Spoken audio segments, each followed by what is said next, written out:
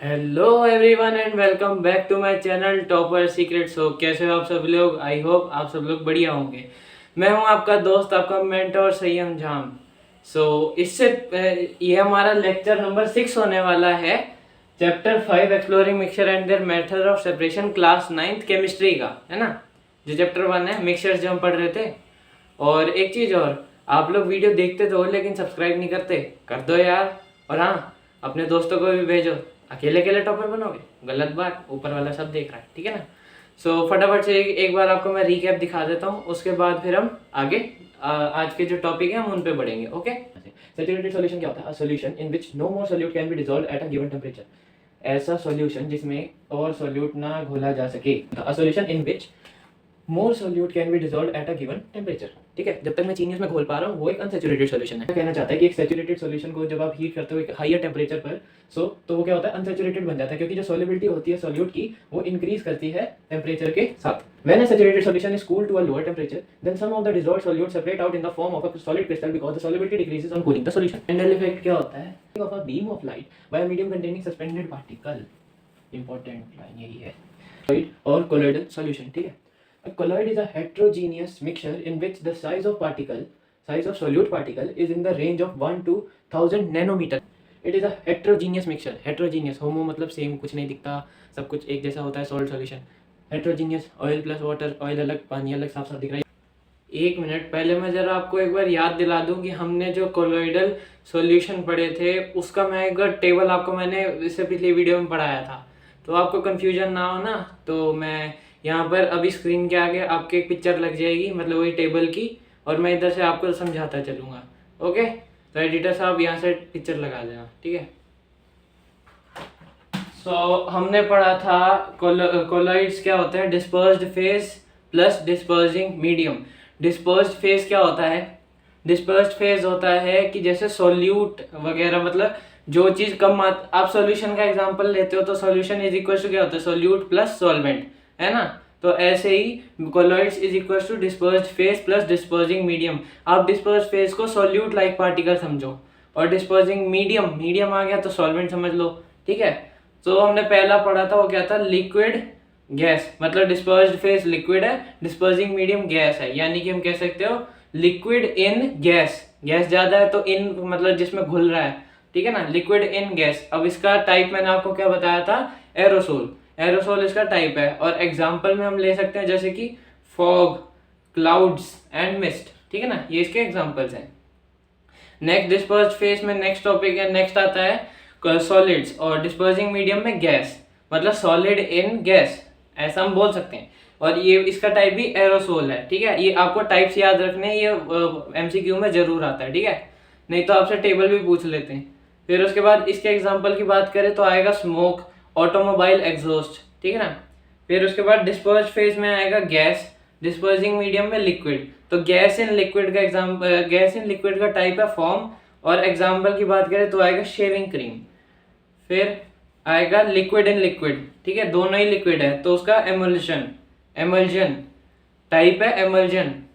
और एग्जाम्पल की बात करें तो मिल्क और फेस क्रीम, जो क्रीम आप लगाते हो ना पॉन्ड्स की, कोई यहाँ पे वो नहीं हो रही एडवर्टाइजमेंट, हाँ।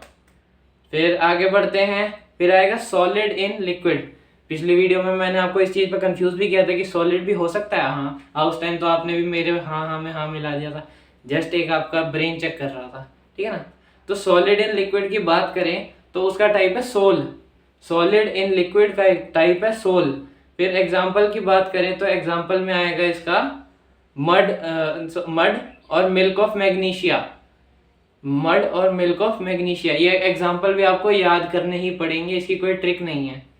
फिर आगे बढ़ते हैं, गैस इन सॉलिड। अब गैस जो है वो सॉलिड के अंदर है, तो इसका जो टाइप है उसको टाइप को हम बोलते हैं फॉर्म। और एग्जाम्पल की बात करें तो एग्जाम्पल में आएगा रबर स्पॉन्ज, ठीक है ना। फिर आएगा लिक्विड इन सॉलिड। अब लिक्विड सॉलिड के अंदर है तो इसका जो टाइप आएगा वो आएगा जेल, और एग्जाम्पल में आएगा जेली, चीज, बटर, ठीक है ना। फिर उसके बाद लास्ट आएगा सॉलिड इन सॉलिड, इसको हम बोलते हैं सॉलिड सोल, इसको बोलते हैं हम सॉलिड सोल। जब सॉलिड इन लिक्विड था तो सिर्फ सोल था, अब सॉलिड इन सॉलिड ही है तो इसलिए सॉलिड सोल। और इसके एग्जाम्पल की बात करें तो कलर्ड जेमस्टोन, जो मणि होती है हमारे अंगूठियों में जो होती है वो सब। क्योंकि ये अब आप बोलोगे कोलॉइड्स कैसे, कोलॉइड्स का जो मेन एक प्रॉपर्टी हमने पढ़ी थी वो प्रॉपर्टी थी कि ये जो है स्कैटर करते हैं, मतलब कि टिंडल इफेक्ट दिखाते हैं, टिंडल इफेक्ट। तो ये अगर आप कभी भी देखोगे कि मणि जो जेम्स वगैरह होते हैं इनके अंदर से भी जब आप लाइट को पास करते हो तो वो भी स्कैटर यानी कि फैल जाती है। ये हमारा मेन टेंडल इफेक्ट था, ठीक है ना। और कोलॉइड्स और सस्पेंशन इसको बहुत अच्छे तरीके से फुलफिल करते हैं, सॉल्यूशंस नहीं करते। तो अब नेक्स्ट टॉपिक पे चलते हैं, ठीक है। Next topic is chemical changes versus physical changes. ये एक कह सकता हूँ मैं कि इम्पोर्टेंट टॉपिक है पेपर के हिसाब से, मतलब टीचर को फिर भी पसंद आता है, टीचर दे देते हैं। तो मैं आपको पहले ही बता दिया कि अगर आपका पेपर आ रहा है और ये चैप्टर उस पेपर में भी आ रहा है तो ये क्वेश्चन आने के चांसेस बहुत हैं। और वो हेट्रोजीनियस होमोजीनियस मतलब डिफरेंस तो 4-5 है, वो उनके चांसेस बढ़ जाते हैं क्योंकि डिफरेंस एक अच्छा तरीका है जिससे आप दो चीज़ों को एक साथ याद कर सकते हो। टीचर ये भी तो दे सकता है व्हाट इज केमिकल चेंजेस या व्हाट इज फिजिकल चेंजेस, इसकी बजाय वो डिफरेंस देता है। इससे आपको दो चीज़ें एक साथ लर्न हो जाएंगी, दो टॉपिक आपके कवर हो जाएंगे। एक चीज़ और, मेरा जो टेलीग्राम चैनल है ना, आप मेरे को कमेंट बॉक्स में लिख देना कि अगर आपको इसके इंपॉर्टेंट क्वेश्चन चाहिए तो वो मैं टेलीग्राम पे डाल दूंगा और फिजिक्स के भी डाल दूंगा। और हाँ, इस वीडियो के अपलोड होने से पहले हाँ फिजिक्स के मैं डाल दूंगा, और साथ में एक पीडीएफ होगी क्वेश्चंस की, एक पीडीएफ होगी सॉल्यूशंस की। उसमें आपके एनसीईआरटी के क्वेश्चन होंगे प्लस थोड़े से मैं इधर उधर से मतलब रेफरेंस बुक से ऐड ऑन करके डाल दूंगा, ठीक है। तो वो ट्राई ज़रूर कर लेना अगर आपका पेपर बहुत ही ज़्यादा पास है और वो चैप्टर उनमें आ रहे हैं तो, ठीक है। तो बात करते हैं फिजिकल चेंजेस और केमिकल चेंजेस क्या होते क्या हैं। फिजिकल चेंजेस, फिजिकल वर्ड से ही समझ आ रहा है, फिजिकली, फिजिकल। आप जैसे अपनी फिजिकल फिटनेस क्या होती है कि जो आपकी बाहरी सुंदरता, आपकी फिटनेस जो है, मतलब फिजिकली आप बाहर से जो चीज़ें देख सकते हो, मतलब मोटा मोटा यही है। केमिकल चेंजेस जो कि केमिकल, दो चीज़ों को मिलाने पर कोई चेंज, ऐसे जस्ट, ठीक है। तो बढ़ते हैं फटाफट से, आपको एक बार बताता हूँ क्या है। A change in which new substances form, ऐसा चेंज जिसमें एक नया सब्सटेंस फॉर्म हो, वो होते हैं chemical changes. A change in which no new substances form, जिसमें कोई नया सब्सटेंस फॉर्म ना हो, ये होते हैं physical changes. Next point, changes in physical and chemical property. अब ये जो केमिकल चेंज होते हैं इसकी वजह से फिजिकल और केमिकल प्रॉपर्टीज में बदलाव आता है। अब आप पूछोगे फिजिकल प्रॉपर्टी क्या होगी। फिजिकल प्रॉपर्टी होगी जैसे कि शेप हो गई, फिजिकल, अभी मैं पढ़ाता हूँ इसे। और फिजिकल चेंजेस में सिर्फ फिजिकल प्रॉपर्टी ही चेंज होती है, और फिजिकल प्रॉपर्टी होगी जैसे कि शेप, साइज और स्टेट। जैसे लिक्विड से गैस, गैस से फिर लिक्विड या सॉलिड, और शेप मतलब जैसे पहले ट्रायंगल था अब स्क्वायर हो गया, और साइज में भी डिफरेंस आ सकता है, छोटा बड़ा हो सकता है। और केमिकल प्रॉपर्टीज जैसे उसका पहले टेस्ट अगर मीठा था तो कड़वा हो गया, या ये हो सकता है। और केमिकल प्रॉपर्टीज में कैसे, जैसे पहले खुशबू उसकी अलग थी, अब खुशबू में चेंज आ गया केमिकली, उसके अंदर जो था पहले केमिकल प्रॉपर्टीज उसकी डिफरेंट थी। पहले मतलब कि खुशबू अच्छी आती थी या टेस्ट अलग था। जैसे अब हमें एग्जांपल देखें तो एग्जांपल में rusting of iron, digestion of food. इसके अलावा भी हो सकते हैं जैसे कर्डिंग ऑफ मिल्क, दूध का दही बनना। दूध पहले दूध का टेस्ट अलग है, फिर आप दही खाते हो तो दही हल्की खट्टी हो जाती है, ठीक है ना। तो कर्डिंग ऑफ मिल्क हो गया, या फिर रस्टिंग ऑफ आयरन, आयरन पे जंग लग जाना, ठीक है। और अब आपको मैं ये एग्जांपल से बताता हूँ कि ये तीनों पॉइंट कैसे आपके वैलिड है। तीसरा पॉइंट है, ये प्रोसेस जो है वो इरिवर्सिबल होते हैं। इरिवर्सिबल मतलब जैसे मान लो अगर लोहे में जंग लग गया तो ये थोड़ी ना कि आप जंग को वापस से लोहे में कन्वर्ट कर सकते हो। तो जंग जो है वो लग गया, ठीक है ना। तो एक बार अगर चीज में जंग लग गया है लोहे में तो वापस ठीक नहीं हो सकता, ये इरिवर्सिबल है। और इसका है, ये रिवर्सिबल होते हैं। फिजिकल चेंजेस को आप रिवर्स कर सकते हो यूजुअली, सारे नहीं होते, मैं पहले बता देता हूँ। यूजुअली रिवर्सिबल और ये भी यूजुअली इरिवर्सिबल होते हैं।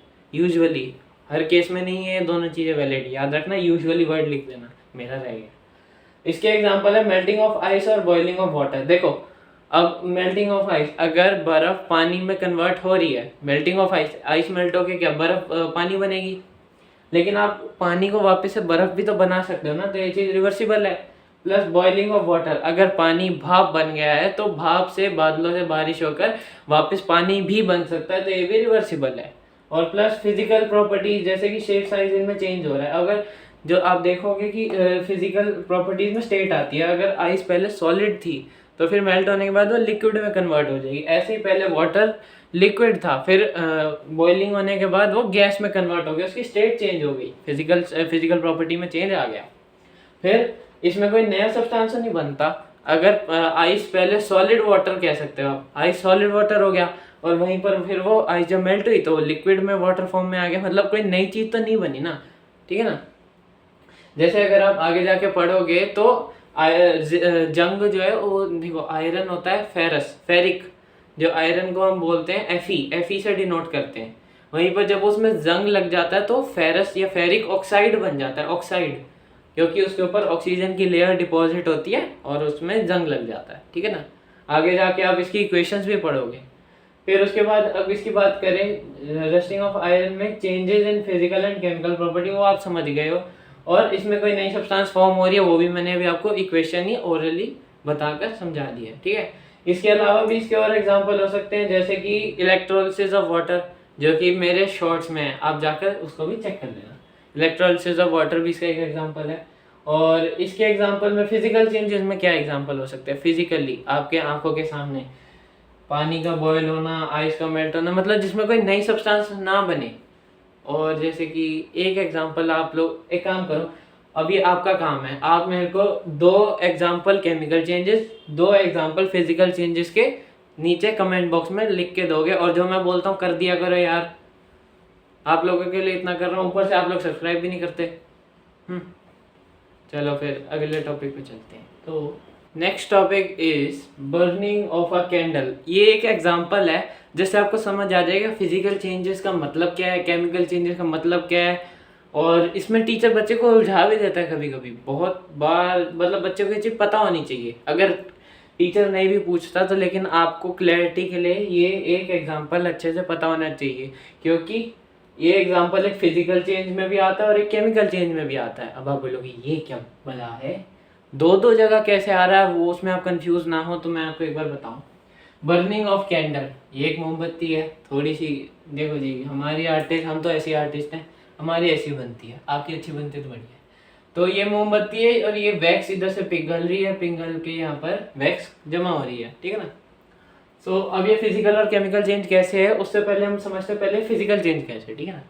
मेल्टिंग ऑफ वैक्स, ये वैक्स है जो कि मेल्ट हो रही है, तो ये एक फिजिकल चेंज है कि वो सॉलिड से लिक्विड जा रही है। बात तो सही है कि अगर वैक्स पिघल रही है तो वो सॉलिड, जो ये सॉलिड मोमबत्ती है, मोम पिघल के लिक्विड फॉर्म में जा रही है, तो एक फिजिकल चेंज है, बिल्कुल सही, कोई दिक्कत नहीं है। और ये रिवर्सिबल भी है। वो कैसे कि जो ये पिघल गई है वापस सॉलिड होके भी तो मोम ही बन जाती है, वही चीज।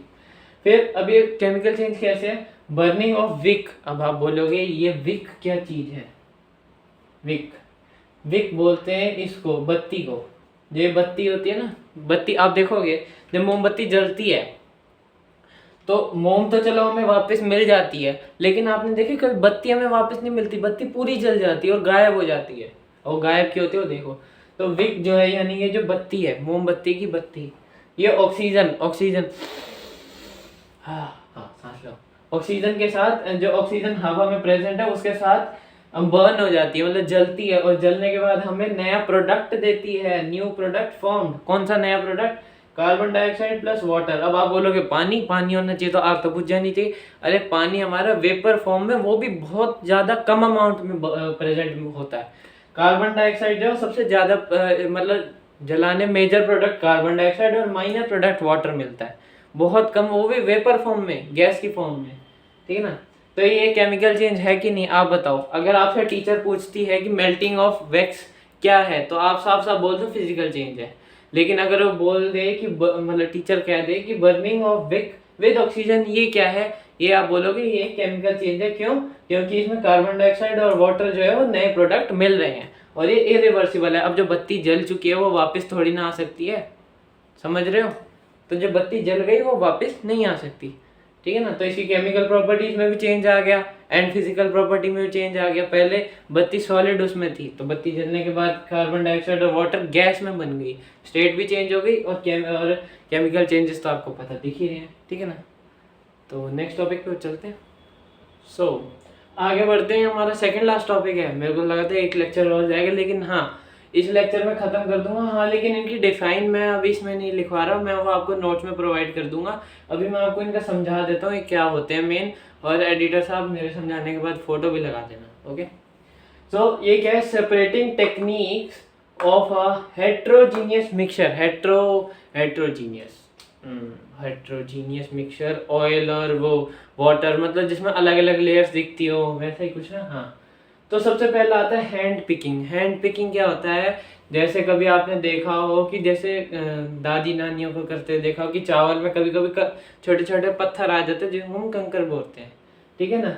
तो उन कंकड़ को निकालने के लिए क्या करते हैं, वो दादी नानी क्या करती है, चावलों को ऐसे ऐसे कर करके एक एक कंकड़ निकालती है। देखा है? नहीं भी देखा तो फोटो लग जाएगी, तब समझ आ जाएगा। फिर आता है थ्रेशिंग। थ्रेशिंग क्या होता है कि जब गांव में फसल पक जाती है तो उसके बाद, अब तो चलो हार्वेस्टर वो सब थ्रेशर वगैरह सब अब मशीनें आ गई है। तो पहले क्या होता था कि बहुत सारी गेहूं के जैसे वो फसल काटते थे ना, काटने के बाद सबको इकट्ठा करके ऐसे पत्थर पे मारते थे। तो क्या होता था कि गेहूं जो होती थी वो अलग हो जाती थी, और जो छिलका वगैरह होता था वो उसी के साथ फसल के जो वो होती है डंडियां, उन्हीं के साथ ही लगा रहता था। फोटो लग जाएगी, अभी समझ आएगा। फिर आता है विनोइंग। विनोइंग क्या होता है कि जैसे क्या होता है कि गेहूं तो अलग हो गई, लेकिन गेहूं भी छिलके के अंदर होती थी। वो छिलका क्या कभी कभी उसमें रह जाता था, तो क्या करते हैं वो एक छान टाइप सा होता है, उसको ऐसे ऐसे उछालते साथ साथ फूंक मारते रहते हैं, क्योंकि छिलका पतला होता है तो हवा से उड़ जाता है। वहीं पे गेहूं का जो टुकड़ा होता है वो मोटा होता है, तो वहीं अनाज जो है वो उसी में ही कूद के वापस बैठ जाता है। फोटो लगेगी। फिर बात करते हैं सीविंग। सीविंग क्या होता है, छन्नी, छानना। जैसे अभी कभी आपने देखा हो आटे में, आटा जब वो करते हैं, आटा छानते हैं, तो आटा क्यों छानते हैं, आटा इसलिए छानते हैं क्योंकि उसमें कोई कीड़ा वीड़ा ना पड़ जाए। इस चक्कर में जो है आटे को ऐसे छन्नी से छानते हैं तो आटा नीचे रह जाता है, या उसमें कोई पत्थर वत्थर जो होते हैं बिल्कुल नहीं दिखते बारीक से, वो छन्नी में ही रह जाते हैं। घर में देखा होगा मम्मियों को करते हुए। फिर आता है फिल्ट्रेशन। ये तो हर किसी के घर में चलता ही है, चाय छान लो यार, छन्नी छानना, फिल्ट्रेशन, फिल्टर अलग अलग करना, छन्नी से छानना। फिर वहीं सेडिमेंटेशन, ये एक नया है। सेडिमेंटेशन कैसे समझो, जैसे आपका है सैंड और वाटर। सैंड और वाटर का एग्जांपल यानी मड, कीचड़ का, जो मैंने आपको एग्जांपल दिया था, अभी शायद वो पढ़ा भी होगा। हाँ पढ़ा पढ़ा पढ़ा। तो यही मैंने आपको दिखाया था सैंड और वाटर में। ये देखो ये मिट्टी नीचे बैठ गई, क्यों? क्योंकि जब मैंने घोली थी तब तो साथ थे दोनों, घुली तो साथ में थी, फिर ये नीचे क्यों बैठ गई? तो ये जो बैठ गई है, ये जो नीचे बैठ गई, सेटल डाउन हो गई है, इसी नीचे बैठने को हम बोलते हैं सेडिमेंटेशन। ठीक है, अब इनकी डिफाइंस तो मैं आपको नोट्स में प्रोवाइड करवा दूंगा, और ये वीडियो के मतलब ये वीडियो जिस दिन डलेगी उसी दिन नोट्स भी टेलीग्राम चैनल पर डल जाएंगे, तो टेलीग्राम चैनल को भी सब्सक्राइब कर लेना। ठीक है, तो अब फटाफट से होमोजीनियस की ओर देख लेते हैं, फिर उसके बाद मिलते हैं अगले चैप्टर के लिए।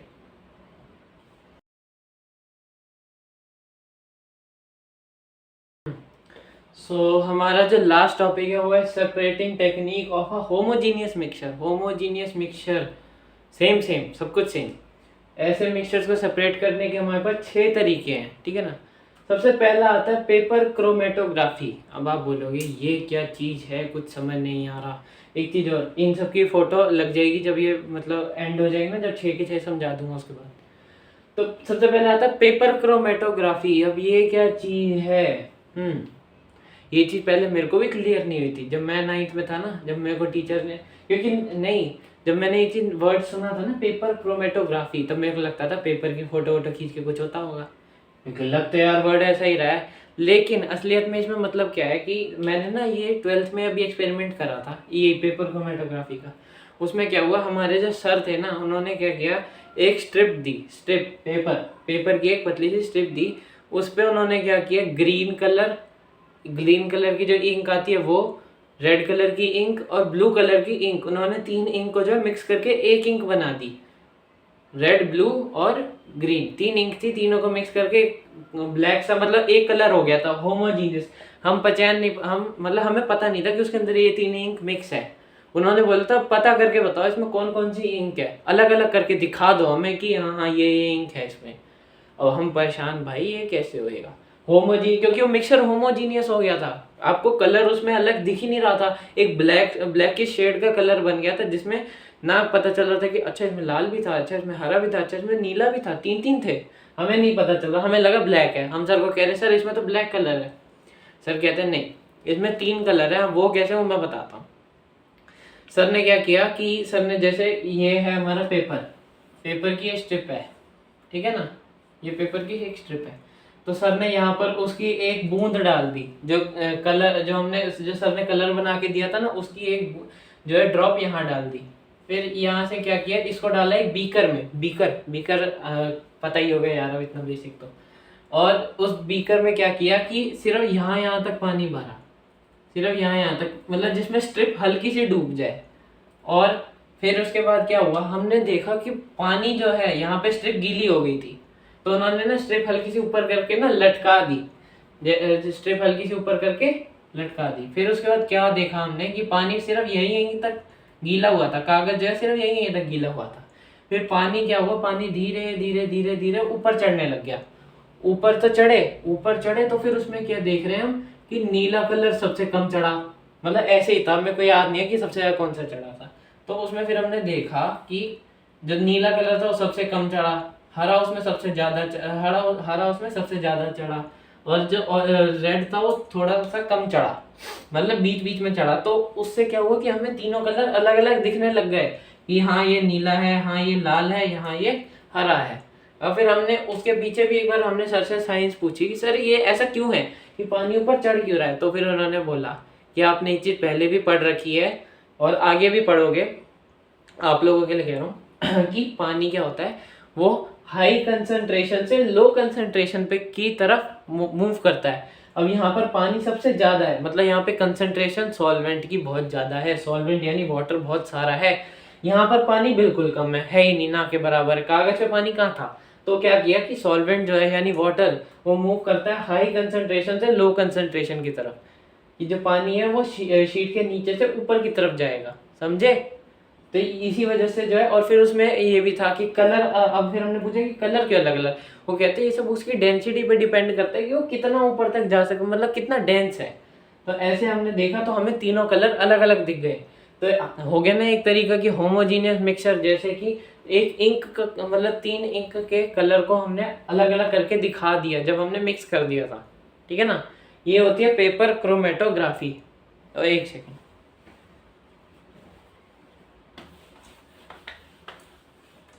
सो नेक्स्ट इज क्रिस्टलाइजेशन। क्रिस्टलाइजेशन तो मैंने आपको यार कितनी बार बता दिया कि जैसे शुगर सॉल्यूशन है, शुगर सॉल्यूशन को आपने क्या, मैंने बोला नहीं था कि आप उसको एक बार शुगर सॉल्यूशन को गर्म करना, भाप बना के देखना, चीनी चीनी अलग रह जाएगी, तो उसमें क्रिस्टल्स हमें मिल गए ना, चीनी के क्रिस्टल हमें अलग मिल जाएंगे, तो इसको बोलते हैं क्रिस्टलाइजेशन। फिर डिस्टिलेशन, डिस्टिलेशन, एक मिनट, ये आपको समझाऊं या बाद में समझाऊं या बाद में समझा ही देता हूँ, ठीक है। तो डिस्टिलेशन क्या होता है कि जैसे दो लिक्विड हैं कि जिनकी मतलब वो ऐसे मिक्स हो गए हैं और दोनों ट्रांसपेरेंट है, पता ही नहीं चल रहा। जैसे कि एग्जांपल के लिए लेते हैं एसीटोन। अब आप बोलोगे ये एसीटोन कहाँ मिलता है, साथ में पानी तो सबको पता है कहाँ मिलता है। एसीटोन को आप कैसे कह सकते हो, एसीटोन जैसे कि नेल पेंट रिमूवर होती है ना, उसके अंदर होता है एसीटोन। जो नेल पेंट रिमूवर्स होते हैं ना उसके अंदर होता है एसीटोन और नीचे होता है पानी। तो एसीटोन प्लस वाटर, अब आप बोलोगे ये दोनों सेपरेट कैसे होंगे लिक्विड, ना छान सकते हो ना कुछ कर सकते हो। तो इसको अलग अलग करने के लिए एक चीज हमें एक चीज पता है क्या, कि इसकी जो बॉइलिंग पॉइंट है वो 60 डिग्री सेल्सियस पर ये बॉईल हो जाता है। वहीं पर हमें पानी का पता है 100 डिग्री सेल्सियस। तो हम क्या करेंगे, हमने इन दोनों का सॉल्यूशन लिया, उसको हमने हीट किया। हीट करने पर हमने क्या देखा कि एसीटोन जो है वो 60 डिग्री सेल्सियस आया, एसीटोन जो है भाप बनकर उड़ गया, है ना। वहीं पर पानी बच गया, पानी 100 तक रहता है, तो इसलिए सिर्फ फिर हमें वाटर मिल गया, तो इसलिए हम इसको जो है सेपरेट कर सकते हैं। लेकिन इसकी एक वो भी है, डिसएडवांटेज ये है कि हमें क्या होता है कि इसमें हमारा जो वो होता है कंपोनेंट होता है वो हमारा गायब हो जाता है, इवेपोरेट हो जाता है। तो हमें इसमें सिर्फ एक ही कंपोनेंट मिल सकता है, ये इसका डिसएडवांटेज है। ऐसे ही सिमिलर क्रिस्टलाइजेशन में भी पानी उड़ जाता है, चीनी चीनी बच जाती है, तो डिसएडवांटेज। फिर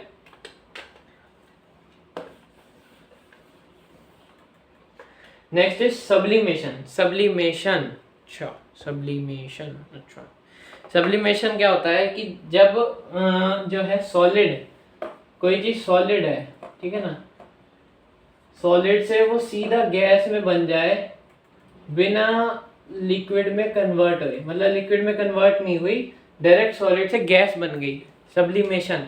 जैसे कि कपूर, कैम्फर आपने देखा होगा, कैम्फर को जब आप हीट करते हो वो लिक्विड में कन्वर्ट नहीं होती, वो सीधा सॉलिड से गैस में कन्वर्ट हो जाती है। नहीं तो आप वो नेफ्थलीन बॉल्स होती है जो वॉशरूम में रखी होती है, नेफ्थलीन बॉल्स को आप जब छोड़ते हो तो आप देखोगे कि थोड़ी देर बाद वो अपने आप गैस में कन्वर्ट हो जाएगी, लिक्विड में होती ही नहीं, अपने आप ऑटोमेटिक। तो इसको, इस प्रोसेस को हम बोलते हैं सब्लिमेशन। जैसे कि कोई एक चीज़ ऐसी है जो कि अपने आप भाप बन जाती है और दूसरी चीज़ भाप नहीं बनती, ऐसी दो चीज़ों को अलग करने के लिए हम सब्लिमेशन का प्रोसेस यूज़ करते हैं। इसके भी एग्जांपल आप लोग मेरे को कमेंट में दोगे, थोड़ा आप भी तो दिमाग चलाओ। फिर आती है सेंट्रीफ्यूगेशन। ये वर्ड मेरे को ज़िंदगी में बहुत, मतलब बहुत आगे जाकर ये चीज़ समझ आई यार, मेरे को समझ ही नहीं आती थी साला है क्या चीज़ है सेंट्रीफ्यूगेशन। सेंट्रीफ्यूगेशन, मैंने ना इसमें एक वर्ड ढूंढा था, एक वर्ड जो कि मेरे को पहले से ही समझ था, सेंट्रीफ्यूगल। आपने पढ़ा होगा आगे, नहीं तो आप पढ़ोगे भी सही। सेंट्रीफ्यूगल फोर्स होती है, सेंट्रीफ्यूगल और सेंट्रीपिटल दो फोर्सेस हमारी होती है जो कि एक राउंड ऑब्जेक्ट के जो मूव हो रहा होता है उस पर लगती हैं। एक लगती है अंदर की तरफ और एक लगती है बाहर की तरफ। एक सेंट्रीफ्यूगल होती है, एक सेंट्रीपिटल होती है। तो जो बाहर लगती है उसको हम बोलते हैं सेंट्रीफ्यूगल। तो इसमें काम बाहर वाली फोर्सेस का है। बाहर वाली फोर्सेस का कैसे है, जैसे अब ये यहाँ पर मैंने एक टेस्ट ट्यूब ले ली, टेस्ट ट्यूब ठीक है ना, थोड़ा सा ऐसी है, अच्छे से बना देते हैं, ठीक है। तो इस बीकर में क्या है, इस बीकर में मेरा ब्लड, मान लो कि मैंने अपनी ब्लड, ये चीज़ मैंने समझी भी जब मैं आप कभी ब्लड की, मतलब ये जो होती है ब्लड टेस्टिंग लेबोरेटरीज होती है, कभी गए हो, इन मैंने भी ये चीज़ वहीं जाकर समझी थी कि कैसे होता है। यहाँ पर ये मेरा खून है, मतलब किसी का भी ले लो, ब्लड है यहाँ पे, मेनली ब्लड क्या होता है, लाल रंग का। अब उसकी टेस्टिंग करनी होती है कि ब्लड में ये चीज़ कितनी है, वो चीज़ कितनी है। टेस्ट करने के लिए क्या होता है, एक मशीन होती है, उसके अंदर ना ये टेस्ट ट्यूब को आप डालोगे, फिर उसको ऑन करोगे ना, वो तेज तेज घूमने लग जाएगी। अब घूमेगी तो क्या होगा, घूमने के थोड़ी देर बाद ये जो है ऐसे हो जाएगा कि यहाँ पर मेरी सारी आरबीसी आ गई, आरबीसी बोले तो रेड ब्लड सेल, यहाँ बीच के हिस्से में जो है मेरी डब्ल्यूबीसी और प्लेटलेट्स आ जाती हैं। फिर जो सबसे ऊपर जो है, जो मेरा प्लाज्मा बचता है, प्लाज्मा होता है, हाँ प्लाज्मा होता है शायद, मतलब जो सॉल्ट वगैरह होता है वो मेनली ऊपर बच जाता है। तो इस तरीके से हम तीनों को, जो ब्लड लाल रंग का था उसमें हमने फिर लाल चीज जो नीचे आ गई, वाइट ब्लड सेल और प्लेटलेट्स ऊपर आ गई, सॉल्ट जो है सबसे ऊपर आ गया, मतलब तीनों चीजें अलग हो गई।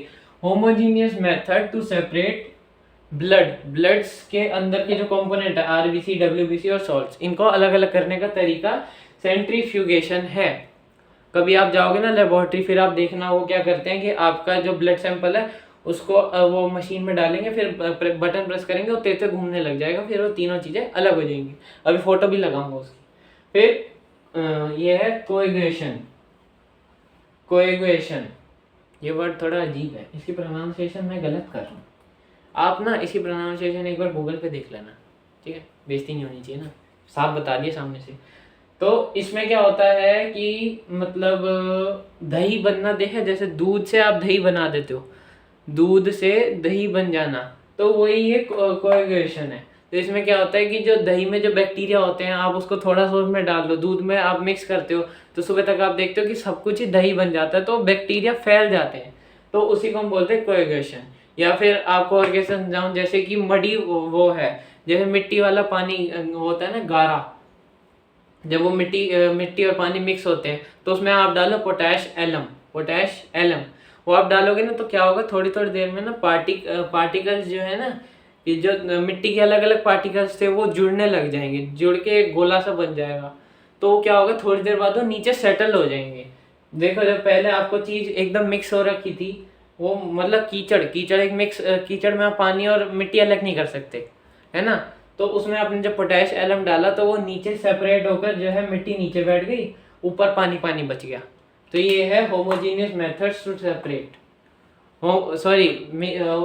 होमोजीनियस मिक्सचर को सेपरेट करने के अलग अलग तरीके। आई होप आपको ये सेशन पसंद आया होगा। पसंद आया हो तो लाइक शेयर एंड सब्सक्राइब करना मत भूलना, और मेरा टेलीग्राम चैनल जाकर ज्वाइन कर लो, और मेरे जिसने भी अब तक यूट्यूब का चैनल सब्सक्राइब नहीं किया वो भी कर लो।